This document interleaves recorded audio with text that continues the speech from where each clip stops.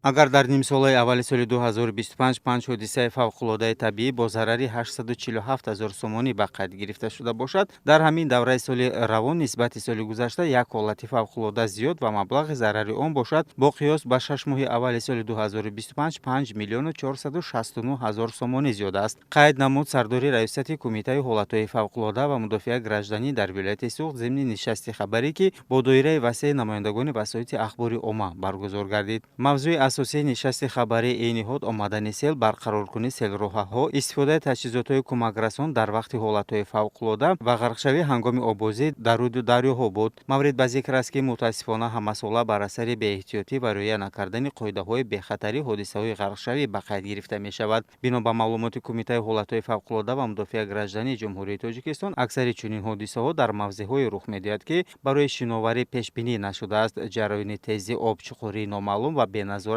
ворид шудани кӯдакон ба об аз омилҳои асосии сар задани фоҷиаҳо мебошад. Бояд қайд намуд ки бо сабаби гарм шудани ҳарорати ҳаво дар моҳҳои июн-июли соли равон шумораи зиёди сокинони вилояти Суғд барои истироҳат ба соҳили дарёи Сир, обанбори баҳри Тоҷик ва дигар мавзеъҳо мераванд. Шиноварӣ ва истироҳат дар чунин рӯзҳо яке аз роҳҳои рафъи гармӣ ба ҳисоб меравад. Бо вуҷуди ин, мутахассисон таъкид мекунанд ки шаҳрвандон бояд танҳо ба ҷойҳои махсус барои обозӣ ва истироҳат ки аз ҷониби мақомоти масъул муайян гардидааст истифода баранд. Дар шароите ки ҳарорати ҳаво дар вилояти Суғд аз ҷумла дар шаҳри Хуҷанд ва дигар минтақаҳои кишвар то ба 40-45 дараҷа расид, риояи қоидаҳои бехатарӣ барои ҳар як шаҳрванд аҳамияти махсусро касб мекунад. Истироҳат дар соҳили дарёҳо ва обанборҳо бояд танҳо дар мавзеъҳои барои обозӣ муайян шуда сурат гирифта, кӯдакон зери назорати калонсолон бошанд. Дар рафти нишасти хабарӣ ҳамчунин таъкид гардид ки риояи тавсияҳои масъулин на танҳо аз таъсири манфии гармии шадид, балки аз ҳодисаҳои нохуш низ пешгирӣ намуда имкон медиҳад ки рӯзҳои гарми тобистон бо амният ва осудагӣ сипарӣ гарданд. Дар анҷоми нишасти хабарӣ сардори раисати Кумитаи ҳолатҳои фавқулода ва мудофиаи гражданӣ дар вилояти Суғд ва зерсохторҳои он дар шаҳру ноҳияҳои вилоят ба саволҳои хабарнигорон ҷавобҳои мушаххас доданд.